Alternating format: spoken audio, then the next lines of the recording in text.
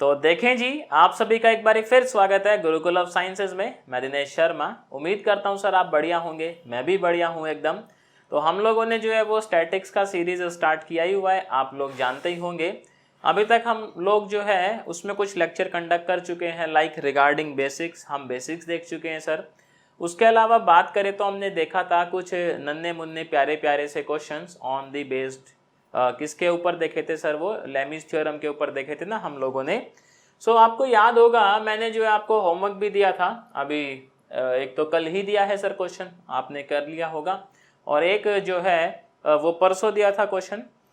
तो ऐसा आप लोग कह रहे थे कि भैया जो क्वेश्चन दिए थे उसके डायग्राम में जो है वो थोड़ा दिक्कत आ रहा था, तो पहले जो है हम लोग उसका डायग्राम ही डिस्कस कर लेंगे। जो कल दिया था मैं उसका भी डायग्राम डिस्कस कर लूँगा, और जो परसों होमवर्क में दिया था उसका भी डायग्राम डिस्कस कर लूँगा, सो दैट आपको डायग्राम से लेकर कोई परेशानी ना हो।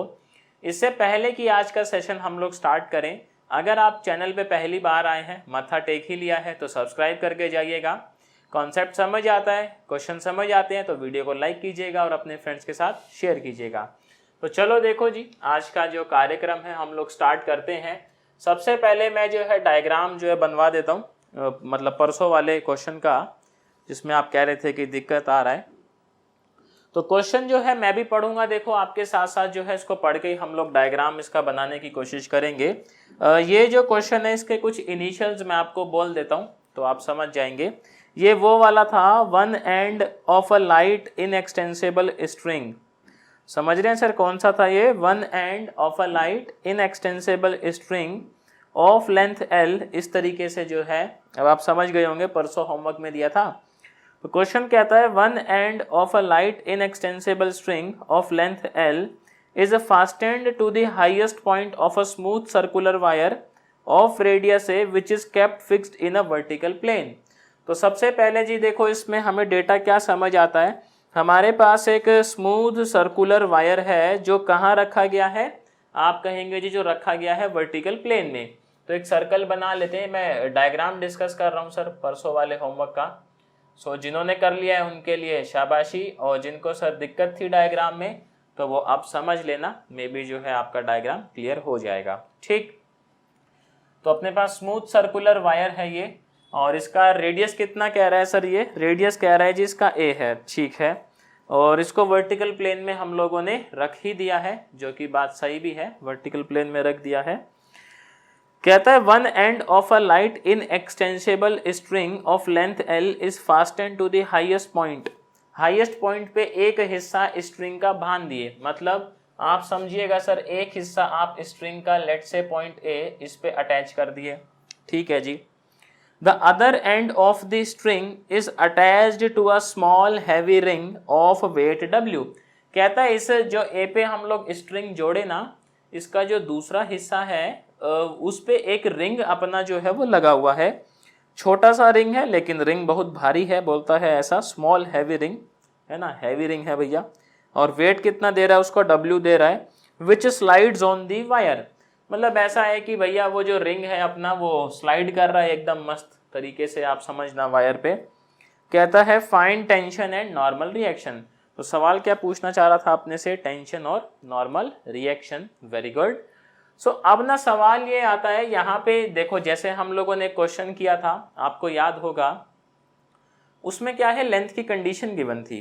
कंडीशन गिवन थी ना, कल जो क्वेश्चन किए थे हम लोग उसमें क्या गिवन था? लेंथ का कंडीशन इस तरीके से गिवन था। तो उससे हम लोग ये जज कर पा रहे थे कि हमारा जो बेसिकली स्ट्रिंग है वो कहाँ से कहाँ तक जाएगा, जज कर पा ही रहे थे। बट इस वाले क्वेश्चन में जो होमवर्क दिया था मैंने परसों, इसमें ऐसा कोई कंडीशन गिवन है नहीं, आप देखेंगे तो इसमें हमारी चॉइस है कि हम लोग स्ट्रिंग के साथ रिंग कहाँ पे लेते हैं। सो हम लोग जो है इसको लेट से यहाँ कंसीडर कर लेते हैं, ये अपना रिंग होगा, क्या होगा यहाँ पर? अपना रिंग होगा, और ये अपना जो है वो अपना स्ट्रिंग है। लेट से सेंटर कहीं यहाँ पे है अपने सर्कल का, थोड़ा सा इधर ले लेते हैं, ये कहीं पे अपना सेंटर है O, इसको यहाँ से जोड़े ऐसे, इसको यहाँ से जोड़े ऐसे। सो आप ये समझिएगा सर, सर्कल का रेडियस कितना बता रहा था क्वेश्चन? आप कहेंगे जी सर्कल का रेडियस A बता रहा था। Very good. सो यहाँ पे हमारा जो रेडियस है सर्कल का वो A है। आप सबसे पहले तो मेरे को कमेंट में ये बताओ जरा, आप ये समझ पा रहे हो ना कि ऐसा क्यों लिए हैं, क्योंकि यहाँ पे कोई भी हमें कंडीशन लेंथ के रिगार्डिंग गिवन नहीं है।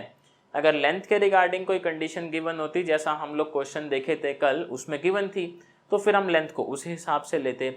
अभी सर कोई कंडीशन गिवन ही नहीं है, तो बताओ क्या करें फिर तो जी अपनी मर्जी के मालिक है हम लोग, तो इस तरीके से कंसीडर कर लेंगे। और ए, ये भी ए है अपना, ये भी ए है, ठीक है जी, समझ रहे हैं सर इस बात को। अब देखना यहाँ पे क्या सीन है, मैं आपसे ऐसे पूछ लूँ क्या, अगर ये एंगल मेरा फाई है, late say this angle is phi, सो ये एंगल भी क्या होगा, आप कहेंगे जी फाई होगा। क्यों होगा फाई, बोलो तो आप कहेंगे जी इक्वल साइड्स हैं, तो इक्वल एंगल जो है वो सबटेंड होगा। ये एंगल मैं मान लेता हूँ मेरा फाई है, तो भैया ये वाला एंगल भी क्या होना चाहिए, आप कहेंगे जी फाई ही होना चाहिए। तो आओ ज़रा रिंग का फ्री बॉडी डायग्राम बनाते हैं। सबसे पहले देखो क्वेश्चन चिल्ला चिल्ला के कह रहा है कि भैया रिंग का वेट जो है वो W है, तो रिंग का वेट जो है वो कहाँ लगता है, वेट हमेशा वर्टिकली डाउनवर्ड लगता है। तो हम कहेंगे जो हमारा W है, W जाएगा इस तरीके से वर्टिकली डाउनवर्ड, वेरी गुड।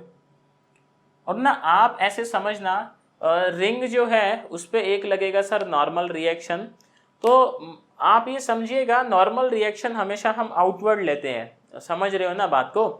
भैया जैसे ये तार है, मान लो इस पे आपने रिंग इस तरीके से टांग दिया, तो रिंग ऐसे स्लाइड कर रहा होगा, तो आपका जो नॉर्मल है वो आउटवर्ड लगेगा हमेशा, इस चीज को ध्यान रखिएगा। तो यहाँ पे जो नॉर्मल है वो जाएगा इसकी डायरेक्शन में, क्योंकि हम जानते हैं कि जो रेडियस वेक्टर होता है अपना, रेडियस जो होता है वो सरफेस पे क्या बनाता है sir, 90 degree. So this will be our normal reaction, या फिर सिंपल रिएक्शन भी बोल सकते हैं, कोई दिक्कत नहीं है। चलो जी बहुत बढ़िया।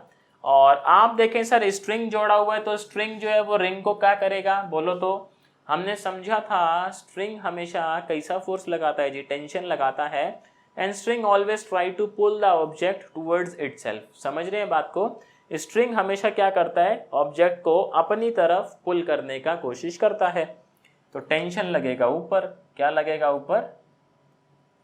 अब इस क्वेश्चन में अब लैमिस थ्योरम जब आपने लगाया होगा या फिर जब हम लोग लगाएंगे, तो हमें 3 एंगल्स जो हैं जिनकी जरूरत पड़ेगी सख्त से सख्त। पहला एंगल कौन सा चाहिएगा अपने को, इन दोनों के बीच का, ये एंगल नंबर 1। एक चाहिएगा अपने को इन दोनों के बीच का, एंगल नंबर 2। और एक चाहिएगा अपने को इसके और इसके बीच का, दैट इज एंगल नंबर 3। सो ये 3 एंगल आ जाएंगे तो अपनी जो है वो जिंदगी क्या हो जाएगी भैया, एकदम बढ़िया हो जाएगी।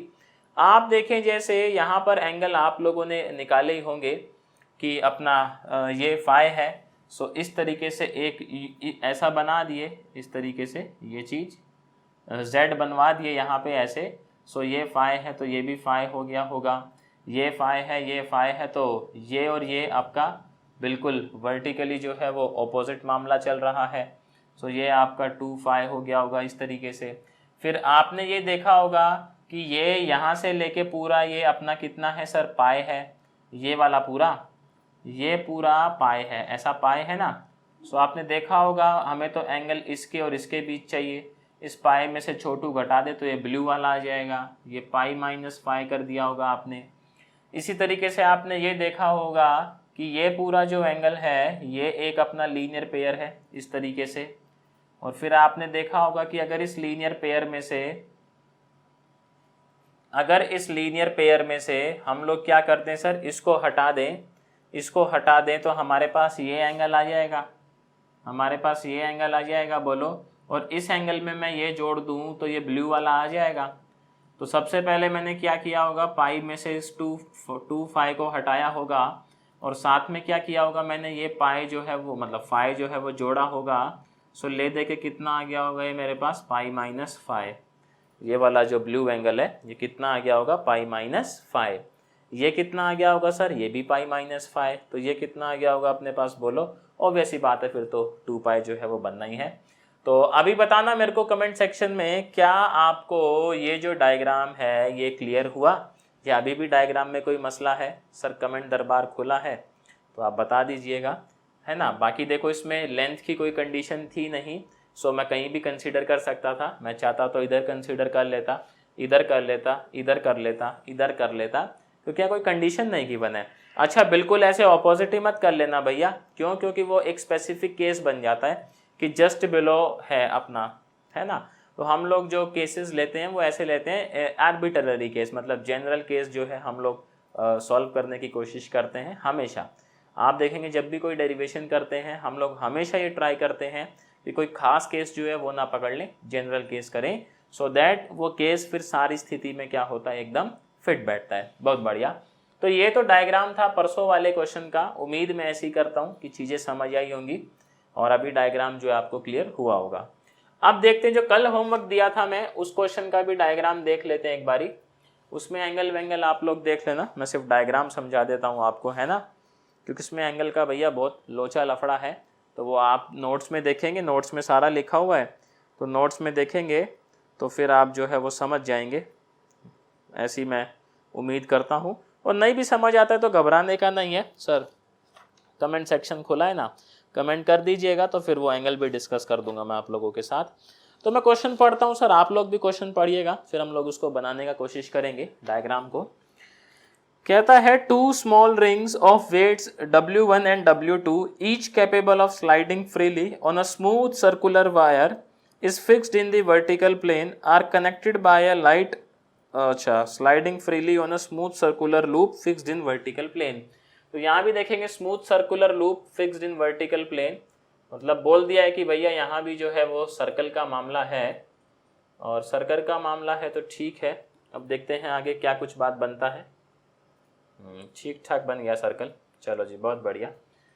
कहता है दो अपने पास सर वो है स्मॉल रिंग्स है जिनका वेट है W1 and W2 capable of sliding freely on a smooth circular loop fixed in the vertical plane are connected by a light string. मतलब जो दोनों अपनी रिंग है, रिंग नंबर 1 रिंग नंबर 2, ये आपस में कनेक्ट है सर किससे, एक लाइट स्ट्रिंग से। किससे कनेक्ट है भैया जी, एक लाइट स्ट्रिंग से।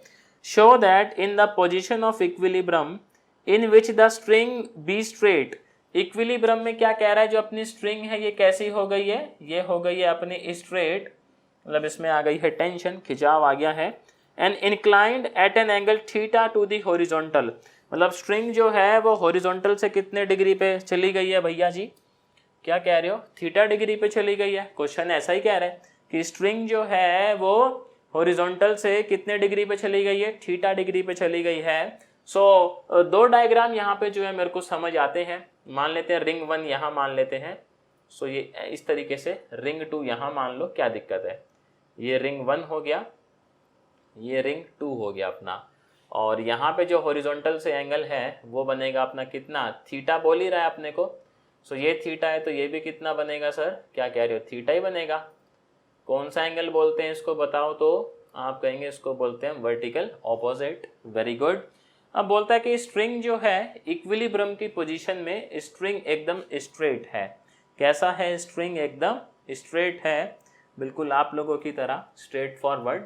सो यहाँ पे देखें जी, अब FBD बनाना शुरू करते हैं। ये अपना W1 नीचे को आएगा sir, normal reaction along the radius vector, let's say this is the centre of the circle. So अगर हम लोग ऐसा बनाए, इसको डॉटेड ऐसे कनेक्ट करें, सो इधर लगेगा अपना, क्या लगेगा, इसके अलोंग लगेगा normal reaction. Very good. Let's say this is denoted by R, इसको मैं R डैश मान लूंगा, और क्या है। और उसके बाद सर टेंशन लगेगा। टेंशन कैसा लगेगा, ये जो स्ट्रिंग भैया है अपना, स्ट्रिंग क्या करेगा, इसको अपनी तरफ पुल करने की कोशिश करेगा। So tension will be in this direction. आगे क्या कहता है इस पे देखेंगे सर, तो W2 जस्ट वर्टिकली ऑपोजिट, मतलब वर्टिकली डाउनवर्ड्स। देन टेंशन इस वाले में यहाँ लगेगा, और क्योंकि आप देखेंगे सर यहाँ से यहाँ तक अपनी स्ट्रिंग सेम है, तो हम लोग ये डिस्कस किए थे कि जब तक अपना स्ट्रिंग सेम रहता है, क्या डिस्कस किए थे कि जब तक अपना स्ट्रिंग सेम रहता है तब तक उसके अंदर टेंशन भी सेम रहता है। Very good. सो आप यहाँ पाएंगे तो टेंशन इधर T था तो सर इधर भी T चलेगा। इसके बाद आप देखें यहाँ पे नॉर्मल रिएक्शन इसके अलोंग लगेगा, है ना, रेडियस वेक्टर के along. Let's say this is R dash. अब इसमें अपन लेमिस थ्योरम लगाएगा, तो लेमिस थ्योरम लगाने के लिए आप ये देखें सर अपने को कौन कौन से एंगल का जरूरत पड़ेगा, तो एक बारी देख लेते हैं। वो एंगल कैसे क्या आए हैं, क्या कुछ वैल्यू है, वो नोट्स में सारा लिखा हुआ है। तो मैं उम्मीद ऐसी करता हूँ कि या तो आप वो समझ गए होंगे, नहीं समझे हैं तो सर दरबार खुला हुआ है आप लोगों के लिए, कमेंट कर देना तो मैं बता ही दूंगा।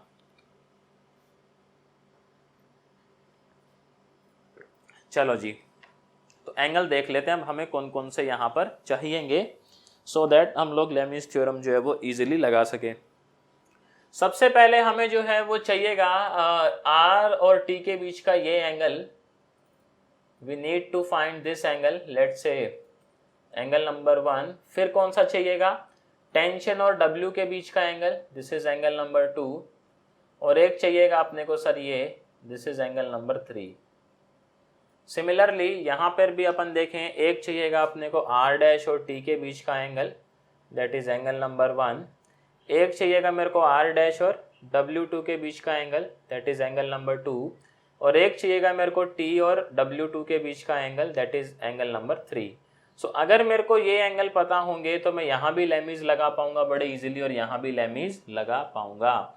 अब सवाल ये है कि ये एंगल जो है वो क्या कुछ इनका वैल्यू रहेगा, वो नोट्स में लिखा हुआ है सर पूरा का पूरा। सो आप लोग एक बार या तो देख लिए होगे, नहीं किए हो तो एक बार कर लेना, और कोई भी डाउट है तो कमेंट में मेरे को बता दो, फिर जो है हम लोग उसको क्लियर कर लेंगे। समझ रहे हो ना बात को?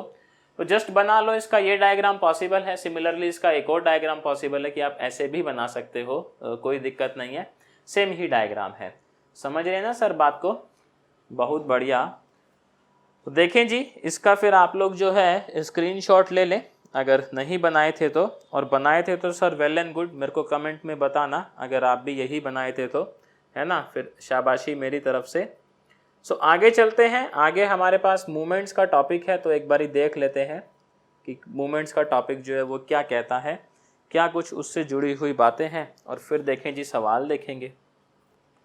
बिना सवाल तो बात बनता नहीं है ना, है ना, सवाल किए ही जो है वो बात बनता है। तो आओ जरा देखते हैं।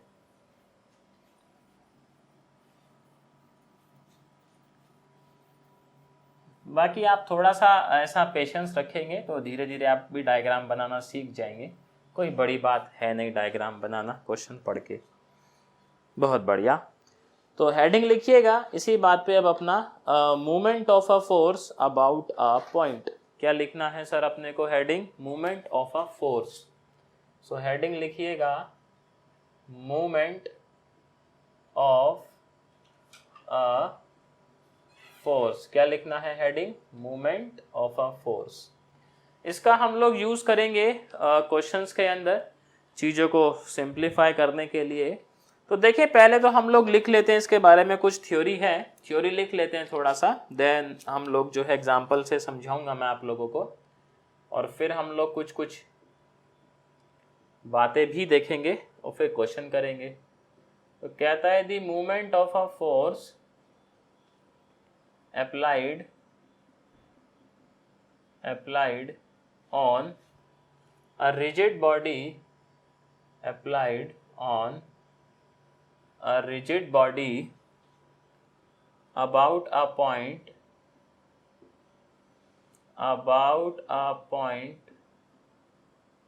is defined as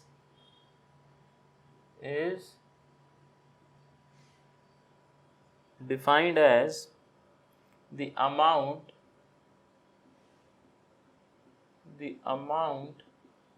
of tendency of the force to rotate the body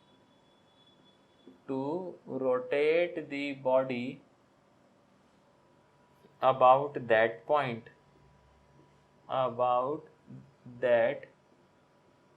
थोड़ा सा लिख लो ये मेरे साथ साथ, फिर मैं आपको दोनों पॉइंट जो है वो अच्छे से एक्सप्लेन करता हूँ, मतलब डायग्राम वायग्राम बना के एकदम झकास तरीके से। सो कहता है movement of a force F about the point O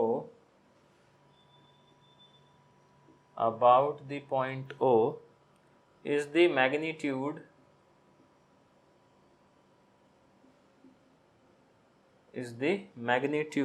of the force F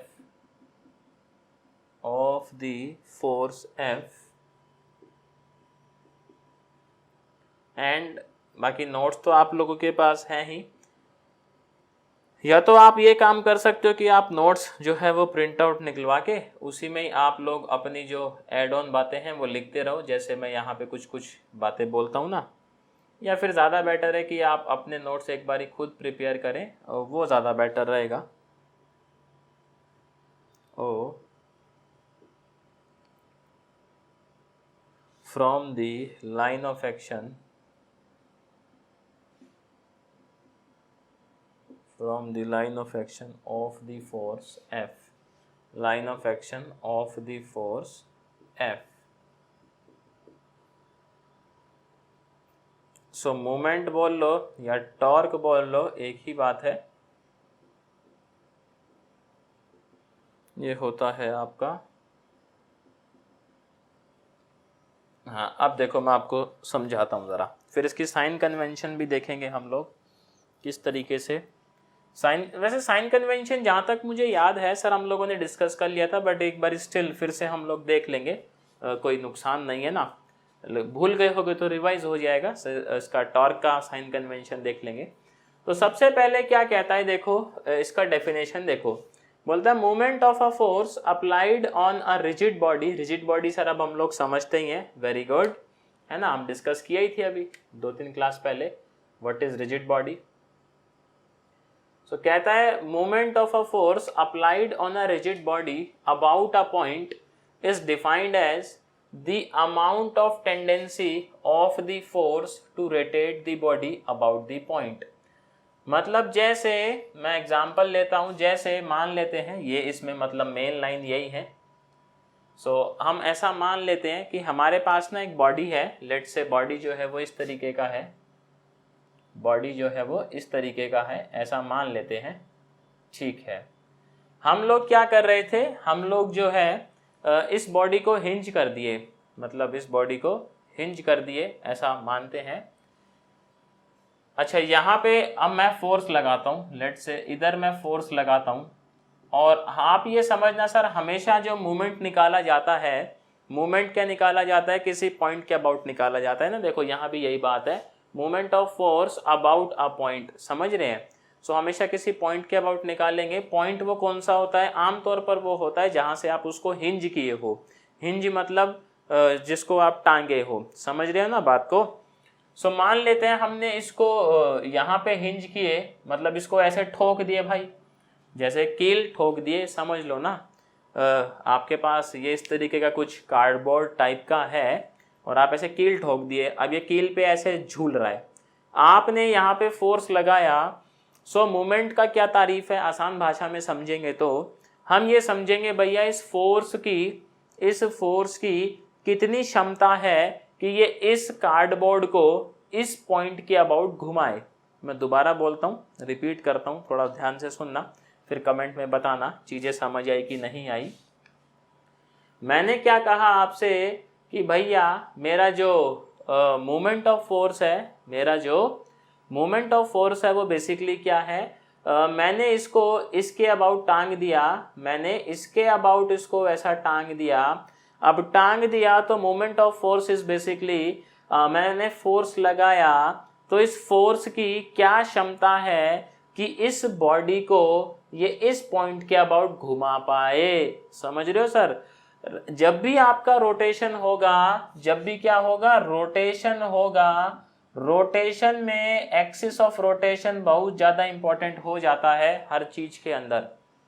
तो मोमेंट ऑफ फोर्स में भी तो रोटेशन हो ही रहा है ना, टर्निंग इफेक्ट तो ये प्रोड्यूस कर ही रहा है। आप देखें, आप बोले भैया इसको ऐसे ठोक दिए, ठोकने के बाद हम इस पे फोर्स लगाए, अब हम देखेंगे इस फोर्स की क्या क्षमता है कि हमारे इस बॉडी को ये फोर्स इस एक्सिस के अबाउट क्या कर पाए, बोलो भैया, घुमा पाए।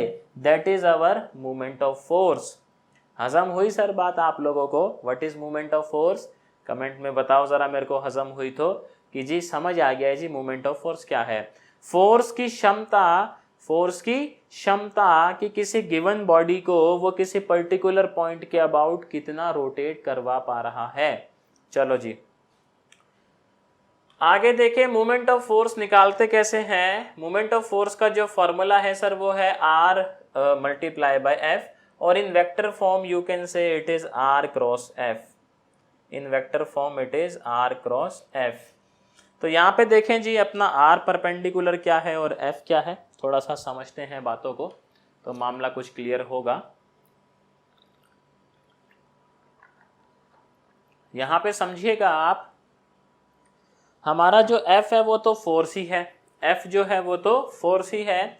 और मैंने सर थोड़े दिन पहले आपसे बात करी थी लाइन ऑफ एक्शन की, किसकी बात करी थी, लाइन ऑफ एक्शन की। सो आप देखें ये जो फोर्स है इसका लाइन ऑफ एक्शन क्या है,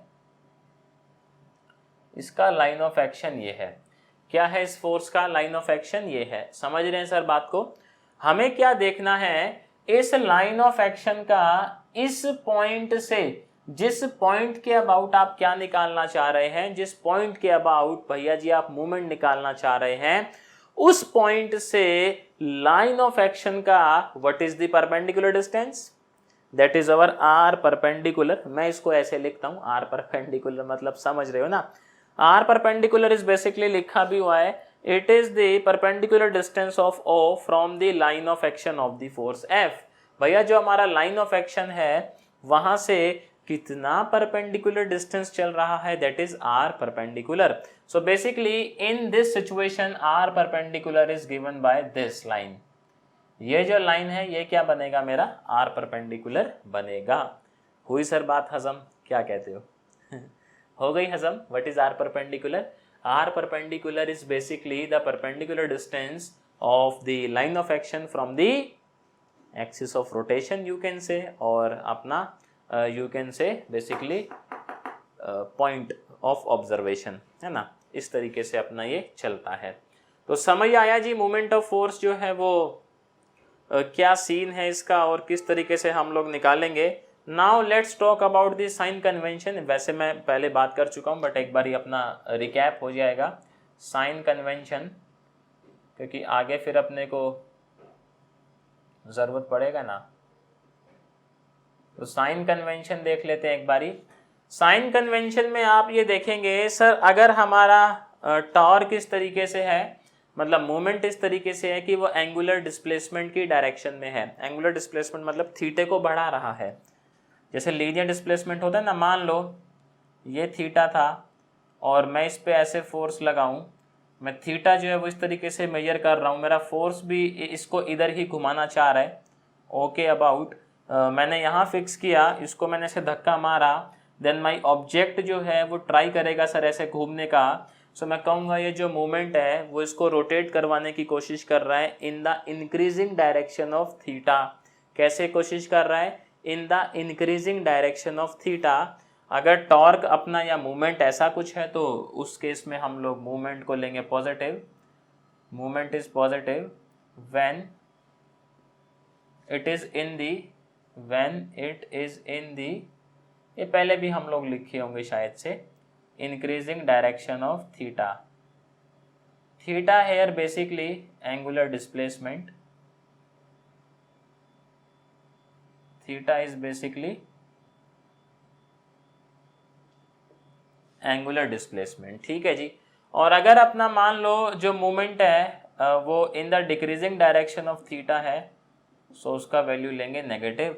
ये सर आप समझ जाएंगे, हम लोग काफ़ी सारे क्वेश्चंस करेंगे जिसमें हमें इसका कॉन्सेप्ट का यूज़ करना पड़ेगा, तो वहाँ पे सारा गेम क्लियर हो जाएगा।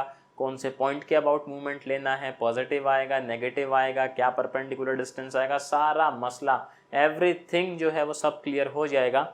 इसी बात पर ठोक दो लाइक समझ आया तो, और कमेंट करके बताओ ज़रा मेरे को इतना मामला हजम होता है कि नहीं होता है, क्योंकि इसके बाद कुछ अपनी थ्योरम्स हैं। थ्योरम्स की पहले वर्डिंग्स देखेंगे सर, प्रूफ नहीं देखने हैं इसमें, क्योंकि स्टैटिक्स और डायनामिक्स में थ्योरम्स के प्रूफ नहीं आते हैं। हाँ, थ्योरम से क्वेश्चन ज़रूर आते हैं। So will see the questions. इसका स्क्रीनशॉट ले लो, जो है वो फिर काम बढ़िया हो जाएगा। चलो जी, बहुत बढ़िया। तो थ्योरम्स देखते हैं ज़रा, क्या कुछ थ्योरम्स हैं उनके, फिर मैं आपको एग्जांपल दिखाता हूँ कि थ्योरम जो है वो कहाँ कहाँ यूज़ होगा, या थ्योरम बेसिकली कहना क्या चाह रहा है। सो फिर हम लोग उससे गेम खेलना सीख जाएंगे। आओ जी, पहला थ्योरम देखते हैं।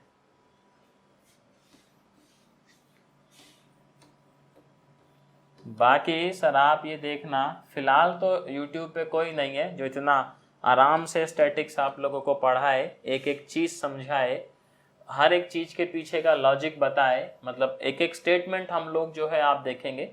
और इसमें सर आप लोग भी उतने ही रिस्पॉन्सिबल हैं, मतलब भैया आप जवाब देते हैं तो हमारा डिस्कशन बढ़िया होता है ना, कि एक एक पॉइंट के पीछे कहना पड़ेगा। और आप लोग भी इस चीज़ को सेकंड करिएगा कमेंट में, क्या हम एक एक स्टेटमेंट के पीछे का लॉजिक समझने का कोशिश करते हैं कि नहीं करते हैं, कि ये स्टेटमेंट हम लोग क्यों लिख रहे हैं। ये ज़रा कमेंट सेक्शन में बता दो एक बार, ताकि जनता को भी पता लग जाए कि अपना डिस्कशन किस तरीके का रहता है। चलो जी, बहुत बढ़िया। सो पहला थ्योरम देखते हैं क्या कहता है, और उस पर फिर हम लोग चर्चा करेंगे। Theorem number 1। हाँ, थोड़े स्लो ज़रूर चलते हैं अपन लोग, बट ये है कि फिर हर एक चीज़ का हम लोग उधेड़ उधेड़ कर देते हैं ना, क्या बोलते हैं उसको, डाइसेक्शन बायोलॉजी की भाषा में। हम उसका एकदम अच्छे से डाइसेक्शन कर देते हैं। कोई भी स्टेटमेंट लिखते हैं तो उसके पीछे का रीज़न, पूरा जस्टिफिकेशन। कहता है the sum of movements of two like forces acting on a rigid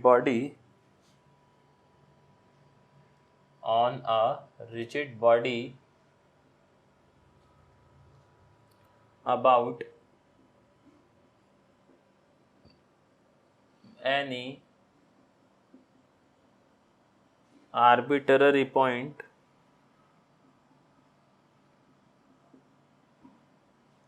is equal to the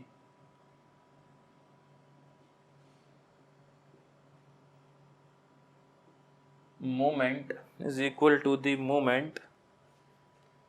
of their resultant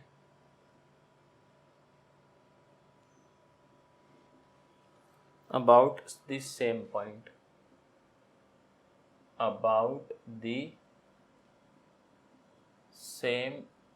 आओ ज़रा देखते हैं सर ये थ्योरम क्या कहता है, और फिर इसके यूज़ केस समझते हैं कि इसको हम कहाँ यूज़ करेंगे, या क्या इसका प्रैक्टिकल एप्लीकेशन है, वो हमारे लिए ज़्यादा इम्पॉर्टेंट है। सो आपको बोलता है the sum of movements of two like forces. Like forces समझ रहे हैं, जिनका डायरेक्शन सेम हो। टू लाइक फोर्सेज जिनका डायरेक्शन सेम हो। इसको भी थोड़ी देर में हम लोग जर्नलाइज भी कर देंगे, कोई ऐसी बात नहीं है, बस आप आराम से सुनते जाओ बात, और जब मैं पूछूँ उसका जवाब देते जाओ कमेंट में। टू लाइक फोर्स हैं acting on a rigid body about any arbitrary point. एक रिजिड बॉडी पे एक्ट कर रहे हैं और किसी आर्बिट्ररी पॉइंट की हम लोग बात कर रहे हैं। किसकी बात कर रहे हैं? किसी आर्बिट्ररी पॉइंट की बात कर रहे हैं। Is equal to the movement of their resultant about the same point. Diagram बनाता हूँ, डायग्राम से समझाता हूँ। देखिए जी, मान लेते हैं हमारे पास ये एक बक्सा था भैया खजाने का। इसमें क्या था? हमारा खजाना भरा हुआ था। ठीक है जी, हमने ये देखा कि ना इस पे दो फोर्स लग रहे थे, F1 और F2, दोनों लाइक फोर्स थे। मान लेते हैं F1 ऐसे लगाया हम लोगों ने, F2 ऐसे लगाया जी, हमारी इच्छा है। दोनों का डायरेक्शन सेम है, मतलब फोर्सेस कैसे हैं? लाइक फोर्स हैं। ऑपोजिट होता है तो फिर अनलाइक बोल देते हैं या ऑपोजिट बोल देते हैं। मतलब डायरेक्शन सेम ना होना इज अनलाइक। उसमें ऐसा भी आ सकता है भैया, मतलब ऑपोजिट ही ज़रूरी नहीं है, बट लाइक का मतलब ये है कि दोनों सेम डायरेक्शन। चलो जी, बहुत अच्छी बात है। अब हम लोग ना एक काम करते हैं, हम ऐसा कहेंगे कि हम जो है वो मूवमेंट निकालना चाह रहे थे। हम लोग मूवमेंट निकालना चाह रहे थे इसके about. Let's say this is point A. हम लोग इंटरेस्टेड थे मूवमेंट निकालने में, बट अबाउट पॉइंट ए। समझ रहे हैं सर बात को? ठीक है। आपका ये जो स्टेटमेंट है ये कहता है कि पहले ना एक काम करो, आप मूवमेंट ड्यू टू F1 निकाल लो। मूवमेंट ड्यू टू F1 निकालो अबाउट ए, फिर आप निकालो मूवमेंट ड्यू टू F2, वो भी अबाउट ए, ठीक है, इन दोनों को सम कर दो आप, तो कुछ वैल्यू आएगा, आएगा। अब हमने क्या किया, हमने इनका इंडिविजुअल ना निकाल के मूवमेंट, हमने क्या चालाकी दिखाई भैया, हमने चालाकी ये दिखाई कि हमने इन दोनों फोर्सेस का रिजल्टेंट निकाला। क्या निकाला, इन दोनों का रिजल्टेंट निकाला, and let say this is F net, ये क्या है अपना एफ नेट है, ऐसा मान लेते हैं। सो थ्योरम क्या कह रहा है, थ्योरम निकल रहा है सर, थ्योरम जो थ्योरम है, थ्योरम जो थ्योरम है वो ये कह रहा है कि आप ना एक काम करो, इसका रिजल्टेंट लो एफ नेट का about A. So movement due to F net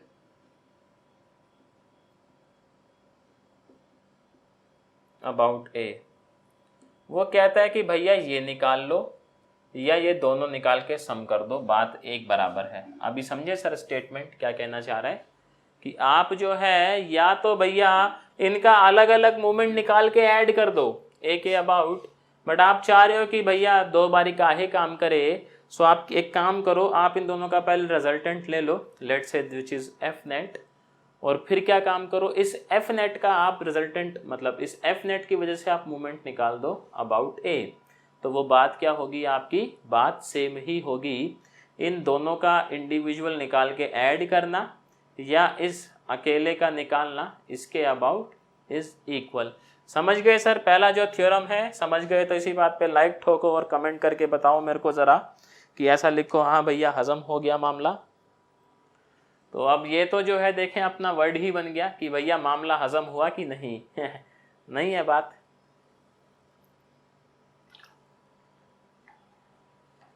very good, तो देखें जी थ्योरम नंबर सेकंड देखते हैं, और फिर उसको भी हम लोग थोड़ा सा समझने का कोशिश करेंगे कि थ्योरम सेकंड जो है वो क्या कहना चाह रहा है।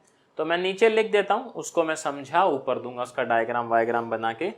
सो आओ थ्योरम नंबर 2, ये थ्योरम जो है काफ़ी यूज़फुल रहती है अपना न्यूमेरिकल करते टाइम। तो कहता है इफ़ अ नंबर, ये जनरलाइज केस है बेसिकली ऊपर वाले का ही, बस हाँ देखो ये यहाँ पर शब्द इम्पोर्टेंट है, कोप्लेनर। समझाऊंगा अभी क्या होता है इसका मतलब, कोप्लेनर फोर्सेस, इसको हटा देते हैं, अब तुम्हारा क्या ही काम है भैया, चलो साइड में। Acting at a point of a rigid body,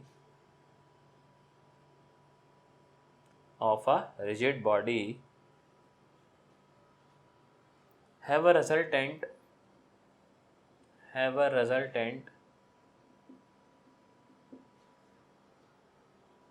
then the vector sum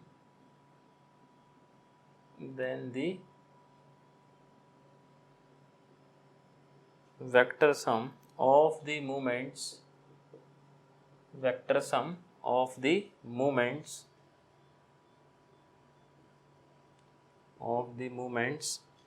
of all the forces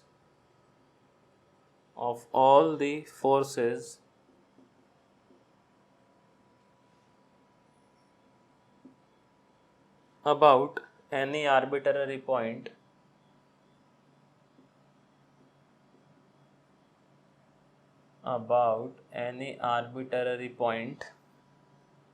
is equal to the moment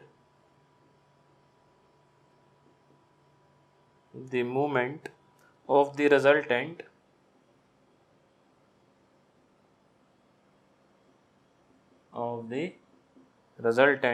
about that point,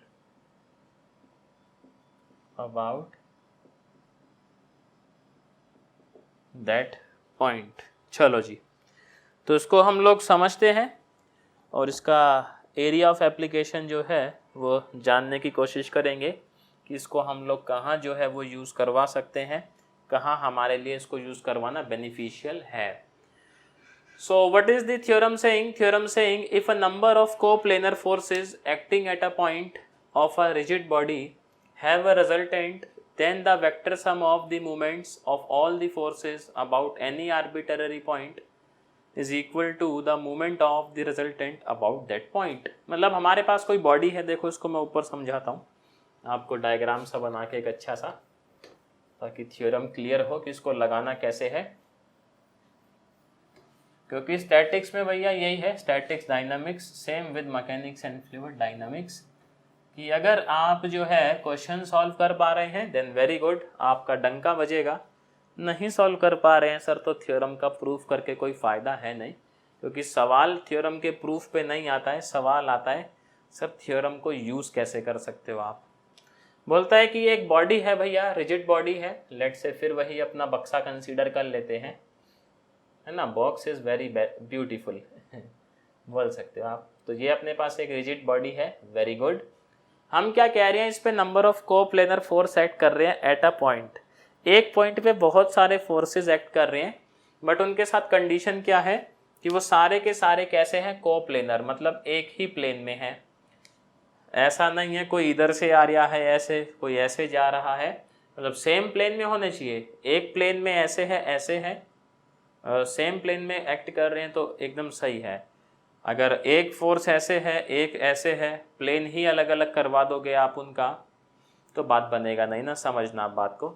सो एक ही प्लेन में है, मैं बोलता हूँ लेट से ये पॉइंट है अपना, यहाँ एक ऐसे एक्ट किया, एक ऐसे एक्ट किया, एक ऐसे एक्ट किया, एक ऐसे एक्ट किया। Let say this is F1, this is F2, this is F3, this is F4। Let say मैं मोमेंट निकाल रहा था सर मेरा ओके अबाउट, मैं मोमेंट निकाल रहा था मेरा ओके अबाउट, तो आप ये समझना थ्योरम बड़ा ही सिंपल है। वो कहता है vector sum, vector sum obvious सी बात है सर, क्योंकि movement is a vector quantity. So जब भी हम रिजल्टेंट लेंगे so we have to do vector sum. So ये बोलता है कि movement of F1, movement of F1 about O, movement of F2 about O, फिर कहता है movement of F3 about O, movement of F3 about O। आगे देखते हैं भैया जी क्या है scene.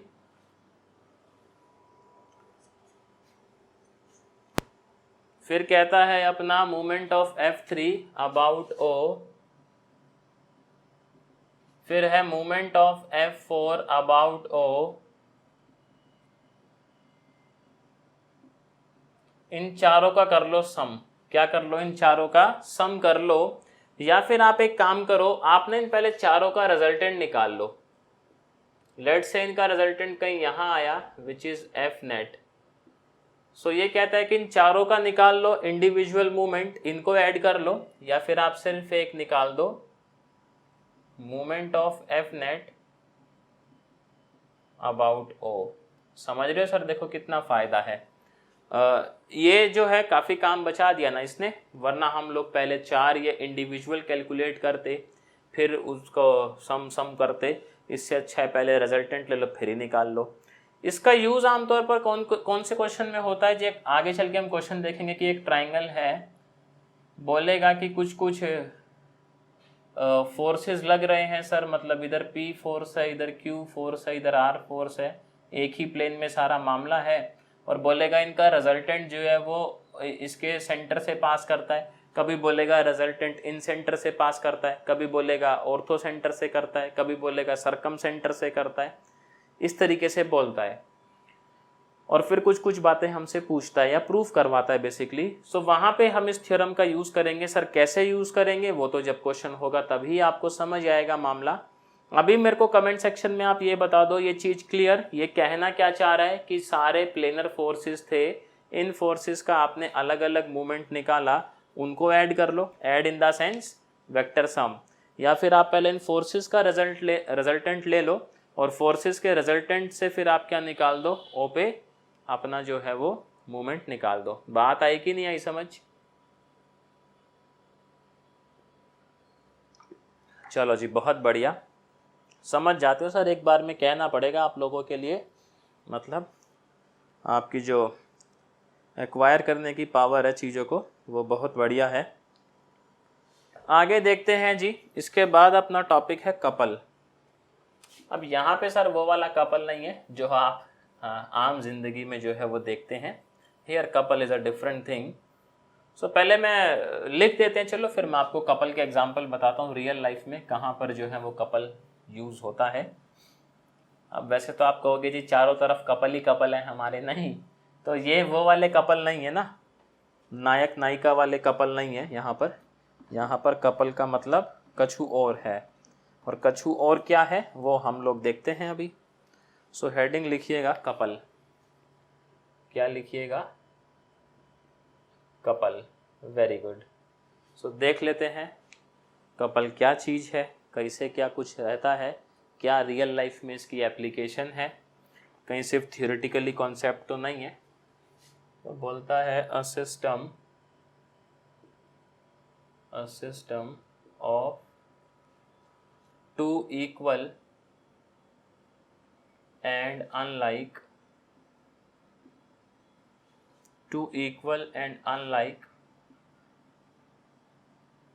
parallel forces whose lines of action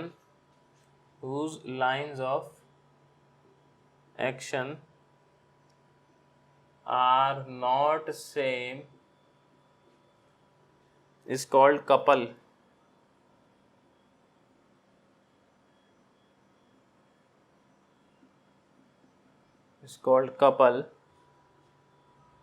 ठीक है।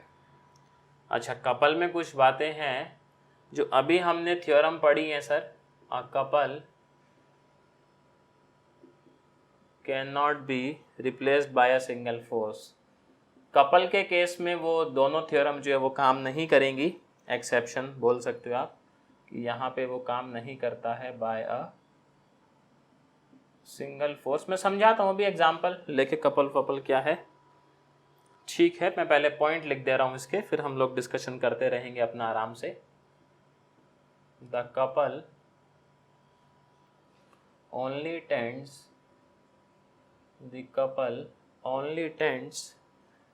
to rotate a body about a line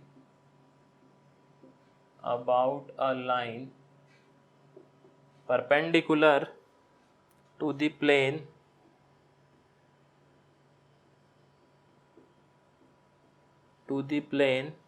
of the couple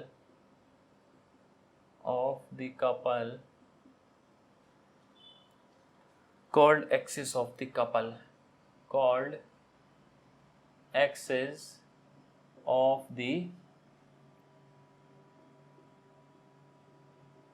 couple, तो देखें जी, ये कुछ तारीफ है और फिर हम लोग देखते हैं क्या कहता है ये जो यहाँ का मामला है। आओ जी, तो सबसे पहले कपल होता क्या है, बोलता है एक मान लो ये अपने पास ऑब्जेक्ट है, सर्कुलर ऑब्जेक्ट है, तो किसकी एप्लीकेशन जो ज़्यादातर है ना कपल की, वो कहाँ पर है मालूम है क्या? कमेंट करके मेरे को बताओ ज़रा। वो एप्लीकेशन कहाँ है सर आपका? बोतल का ढक्कन खोलने में, जार का ढक्कन खोलने में, समझ रहे हैं सर आप जो है। तो यहाँ पे बोलता है a system of two equal and unlike parallel forces. शब्दों पे गौर फरमाइएगा ज़रा। इक्वल है, अनलाइक है, लेकिन पैरेलल है। सो इक्वल और अनलाइक और पैरेलल, साथ में कहता है whose line of action are not same. मतलब आप दो ऐसे आमने सामने नहीं बना सकते हो। आमने सामने बनाओगे तो क्या दिक्कत होगा, दोनों का जो लाइन ऑफ एक्शन है वो क्या हो जाएगा, सेम हो जाएगा। तो साफ साफ उसने मना कर दिया कि लाइन ऑफ एक्शन जो है वो क्या होना चाहिए, डिफरेंट होना चाहिए, सेम नहीं होना चाहिए। ऐसे तो दुनिया ही कपल बना लेगी फिर सेम कर दोगे तो देखो इसमें क्या स्थिति बनेगी। लेट से F1 ऐसे लगा और F2 ऐसे लगा, F2 ऐसे लगा, तो आप यहाँ पाएंगे दोनों का अभी लाइन ऑफ एक्शन सेम है क्या? सेम नहीं है। दोनों इक्वल होंगे, मतलब ये F1 ही होगा, दोनों इक्वल होंगे, और अनलाइक है पैरेलल है, अनलाइक है डायरेक्शन भी सेम नहीं है और पैरेलल भी है, तो बात सही भी है, और लाइन ऑफ एक्शन भी सेम नहीं है, तो ये भी कंडीशन होल्ड हो गई। तो ऐसे सिस्टम को हम बोलते हैं, इन दोनों फोर्सेस को मिला के बोलते हैं हम कपल। क्या बोलते हैं? कपल। सो आप सोच रहे होगे नायक नायिका वाला कपल आएगा, बट यहाँ कपल कुछ और है, ये कपल है। आम जिंदगी में इसका एप्लीकेशन क्या है सर? बोतल का ढक्कन खोलना, खोलते हो ना ऐसे, दया कुछ तो गड़बड़ है, इस तरीके से जैसा भी है वहाँ पे कपल का यूज़ होता है। समझ रहे हैं सर आप बात को? Very good. अब इसमें देखें, यहाँ पर बात है कुछ कुछ बातें हैं, जैसे इसका लाइन ऑफ एक्शन देखेंगे तो ये है अपने पास, इसका लाइन ऑफ एक्शन देखेंगे तो ये है, कहता है a couple can not be replace by a single force, मतलब आप इस कपल को इन दोनों के रिजल्टेंट से रिप्लेस नहीं कर सकते। गौर फरमाइएगा सर शब्दों पे, इन दोनों फोर्सेस को आप इनके रिजल्टेंट से रिप्लेस नहीं कर सकते, ऐसा करेंगे तो सर दंड के भागी बनेंगे। बात समझना ना, अलाउड नहीं है। तो नियमों का पालन करना है, नियमों का पालन करते हुए सवाल को जो है वो सॉल्व करना है। बहुत बढ़िया। तो इम्पॉर्टेंट पॉइंट है सर, सिंगल फोर्स से रिप्लेस नहीं कर सकते कपल को, और बोलता है the couple only tends to rotate a body about a line perpendicular to the plane of the couple. आप देखो आपका जो कपल है वो इसी प्लेन में है, लेट से। अब जैसे मान लो भाई साहब, आप मान लो ना ढक्कन घुमा रहे हो आप, ढक्कन कैसे घूमता है? About the axis which is perpendicular to the plane of the couple. भैया ढक्कन कैसे घूमता है? ढक्कन ऐसे गोल गोल घूमे है, ढक्कन ऐसे गोल गोल घूमता है ना, इस तरीके से गोल गोल घूमता है ऐसे। तो इसका एक्सिस ऑफ रोटेशन क्या है? ऐसे गोल गोल घूमना। It means axis of rotation is the perpendicular to the ढक्कन and passing through its centre. ऐसा ही नहीं होता है क्या? जैसे टायर है सर, टायर, टायर कैसे घूमता है? अबाउट, वो आता है ना, टायर में क्या लगाते हैं हम लोग?